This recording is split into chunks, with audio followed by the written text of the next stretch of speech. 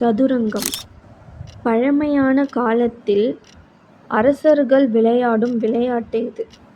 மணலால், கல்லால், மரத்தால் செய்த பலகையிலும் கைகளால் செதுக்கிய கல்களிலும் அவர்கள் ஆட்டம் ஆடினர். 2 பேர் நேரில் அமர்ந்து மெதுவாக யோசித்து ஒவ்வொரு நகரையும் நிதானமாக முடிவு செய்தனர். அந்த சூழலில் ஆட்டத்தின் சத்தமே இல்லை, சிந்தனையின் அமைதி மட்டுமே. அங்கே நேரம், இணையம், கவனம் சிதறச் செய்யும் எதுவும் இல்லை. மனிதனின் திறமையாலும் அனுபவத்தாலும்தான் அவர்கள் வெற்றி கண்டனர். இன்றைய காலத்தில் சதுரங்கம் இப்போது மக்கள் கைபேசி, லேப்டாப், கணினி போன்றவற்றில் ஆன்லைனாக சதுரங்கம் ஆடுகிறார்கள்.